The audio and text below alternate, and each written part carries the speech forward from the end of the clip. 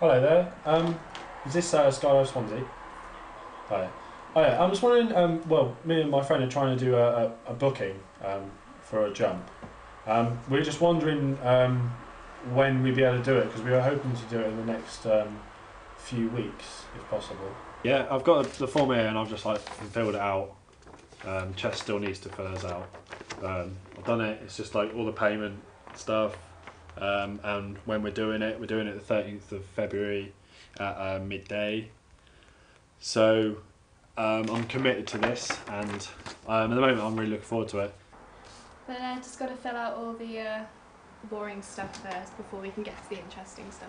I have done this sort of very official yellow doctor certificate, so it's sort of covering me if I do sort of die. First one was Byron Bay, Australia, while I was backpacking. This is probably about, I don't know, a year and a half, 2 years ago now. And one day I just thought, I'm just going to do it. So I booked it, and then that morning I went up, and it was absolutely stunning. Am I scared? Not now. Scared. I will be. Oh, I'm so excited. I'm so excited. It's going to be brilliant. I tell you, I will be. It'll be like the day of my driving test, or I don't know. What else do you do that's scary? So scary. The first time we do it is so scary, as you're going to find out soon enough. We got a text a few days ago just saying the plane wasn't ready because they were refurbishing over winter, but they've had a few problems with the snow and things. So we've got another week, which means for me, who's never done a dive before, I've got another week to worry about it and wonder what the hell's going to happen, and wonder what's going to happen to my parachute. So I've been doing some little sketches with my skills to try and depict sort of what I'm thinking might go wrong altogether. So is the first one, is the obvious one, is that the parachute doesn't even get set off, and it's literally just a splat on the ground like that. Yeah, I'm not nervous at all really, but I probably will be when I'm in the plane.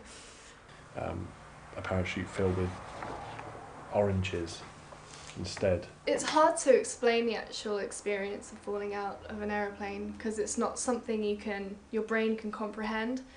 You get the big overall. What if I get the trouser part of the overall stuck on that bit of metal and it sort of rips them off? It's there are some people who jump out who can't even remember their skydive experience. Something like that, I think. So you've got the cameraman and you've got the trousers stuck to the plane, and then me just looking a bit embarrassed in my pants. Their brain cannot actually comprehend what you're doing because it's such an unnatural thing. They blow up. So I don't really know which is worse. I don't expect anything to happen, but it's a possibility. Things like this have gone wrong in the past.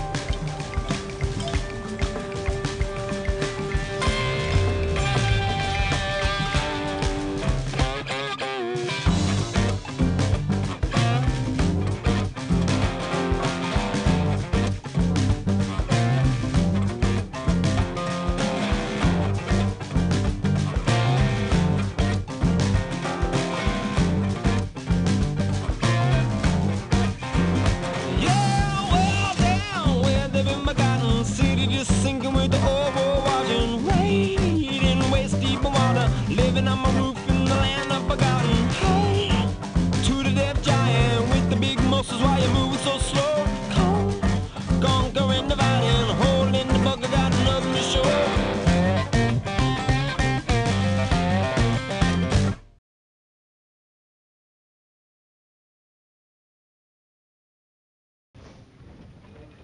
Picked a lovely day for it. Okay. Right, I'm going to run you through everything you need to know to get yourself from way up there back down on the ground. We're going to jump from about 13,000 feet, about 2 miles up, and everything in front of us is what we use to do that. Yeah, Carl Williams, Chief Instructor and Drop Zone Owner of Skydive Swansea. Everybody's got trainers on, I see. Just make sure your trainers are all nice and tight, because you've got to appreciate we're falling through the air at 120 mile an hour, so if they're not nice and tight, then they won't be there when we land. So make sure they're all nice and tight. I suggest that you'll be alright, guys. You'll be alright. You'll have plenty of time, trust me. You don't have to do it now.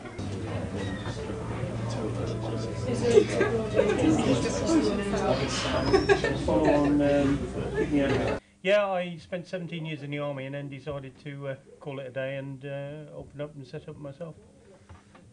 When did you do your first skydive? I did it when I was 16 years old before I joined the army.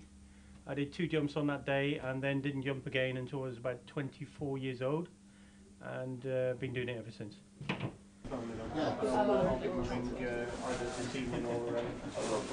This is an example of a set of equipment that we use.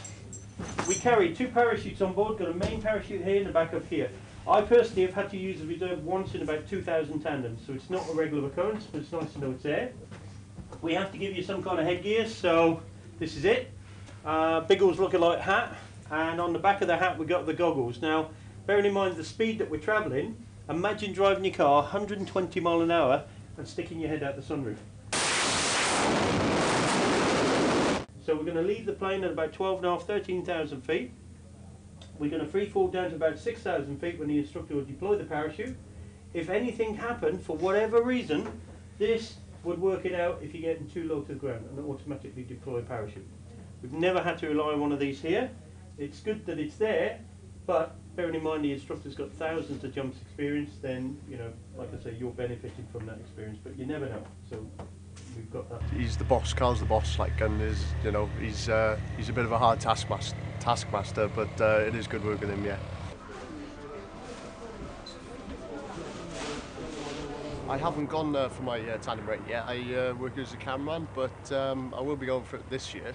The reason I want to get it is because you get to jump with people who've never jumped before. So you're always meeting people who are experiencing it for the first time. So that's the best part about working here, is meeting people who've never done it, you know. How's it going, right? Yeah.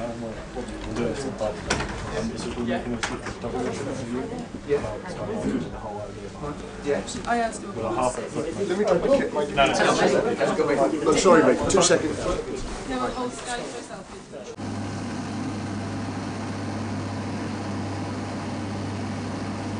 I'm a bit apprehensive, but I'm not panicking yet. I think the panic will come when it comes to actually getting in the plane and throwing yourself out.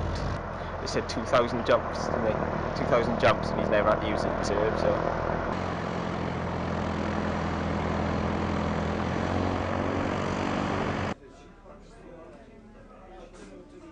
Might speak to this guy actually.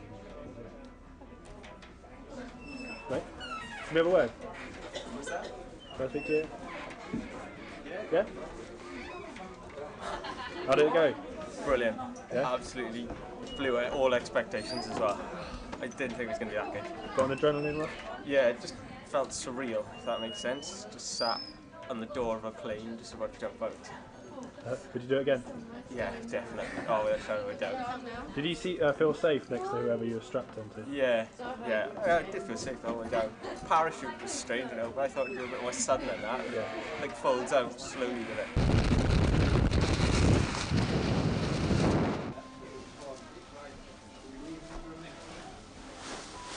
Started my tandem myself, and just started jumping for fun. They needed people to pack the tandems, I just trained up for it, happy days.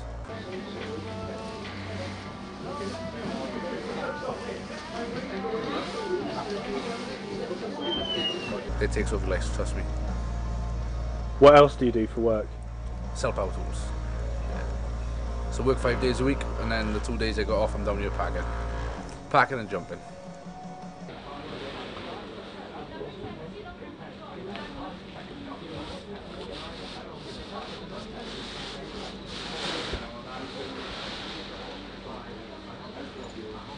Do you have many people like really scared that come through, or? Yeah, you have the odd one or two, like.